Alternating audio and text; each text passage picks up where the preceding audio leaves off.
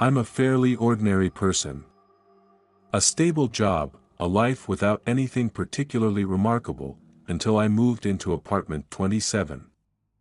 No one told me about the history of this house, and I had no idea I was stepping into a strange place where everything could change according to its will.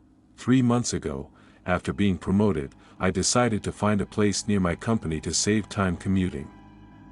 The apartment I chose was very affordable, cheap, convenient, but very old and dilapidated. This apartment had once belonged to a previous owner I never met, and everything about him was vague and mysterious. As soon as I moved in, I noticed something strange about the house. There was something wrong with the space. The windows were never in the right place. The furniture, rooms, and hallways seemed to change shape every time I passed through them. From the windows, I could see things that didn't exist when I first moved in, but what truly frightened me wasn't the old, dirty house, it was the rules. Rule 1, no sleeping outside the bedroom. The first time I broke this rule was one evening when I was sitting on the sofa in the living room. A wave of fatigue hit me, and I became drowsy.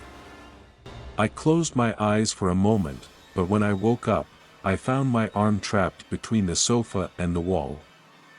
I tried to pull my arm out, but it felt like something was holding it in place, preventing me from moving. My vision started to blur, and I felt like I didn't belong there, as though I was trespassing into a space that wasn't mine. I quickly jumped up, ran to the bedroom, and hid under the blankets like a scared child. From then on, I didn't dare sleep outside the bedroom again. But that was just the beginning of a series of inexplicable events. Besides the sleep rule, there were other strange things I had to comply with. For instance, I had to clean up immediately after eating, and never leave dirty dishes in the kitchen. One time, when I had just placed a plate in the sink and turned away, I felt something sharp stab into my back.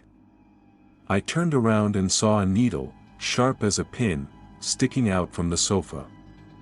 I was terrified, wondering how it had gotten there because I was certain it hadn't been there before. Another time, I didn't follow the rule of taking quick showers. When I stood under the shower, the water suddenly became scalding hot, causing me to scream in pain. I tried to turn the cold water on, but it wouldn't work. The water was burning my skin, like it was scorching me, until I thought I couldn't bear it any longer. A few minutes later, the water returned to normal, as if nothing had happened. I stood there, dazed, not understanding what had just occurred, but I couldn't give up. I wanted to find out why all this was happening. I decided to investigate the previous owner of the apartment, but the answers from people around me were always silence. Only one person, the neighbor from the floor above, once stopped and said he couldn't answer my questions about the previous owner. That time, he seemed very anxious, as if he feared something would happen if he revealed more. One of the strangest experiences I had was when I opened a closet door on the top floor, where I usually kept my clothes. At first, I just wanted to find a shirt, but when I opened the door, I was horrified to realize that the closet was no longer the same. It not only changed size, but there was also a deeper passage inside. I stepped in, and a strange chill ran down my spine. The door suddenly slammed shut, and I was trapped in the dark. Trying to find an exit, I touched cold, rough surfaces, as though there were a wall that I didn't remember being there. Finally, in panic, I groped around and found the closet door, but when I stepped out, time seemed to have changed. I couldn't explain it. But I knew I had just experienced something abnormal. Gradually, the strange events didn't just stop with the rules. The house seemed to change shape, size, and even the rooms inside. Sometimes, I would walk into the living room and notice that the window had disappeared, only to reappear minutes later. I couldn't make sense of it. The walls moved, the hallways opened and closed for no clear reason. I began to feel like the house itself was a living entity, controlling everything around me. One day, I broke the biggest rule. I invited a friend over. Although I was very worried about his safety, I still agreed.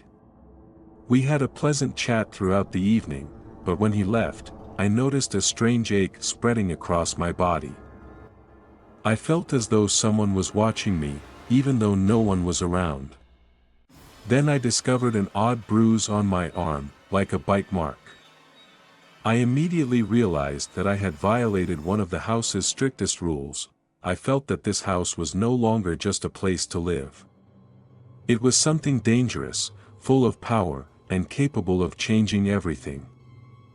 One night, I woke up and found myself lying in a strange room. The walls were closing in, and the room seemed to get smaller every time I closed my eyes. I tried to find an exit, but every door was locked tight, unable to open. It seemed like I couldn't escape this vicious cycle, trapped in the house that had imprisoned me. In my despair, I realized that everything around me was part of a game I couldn't win. I was trapped, and I couldn't tell when this house would finally let me go. A month later, the neighbor from the floor above finally came to see me. He no longer avoided me. He told me that the house had once belonged to a family, and they had mysteriously disappeared after breaking the house's rules. He couldn't say more, but from his expression, I understood that I had done something I shouldn't have.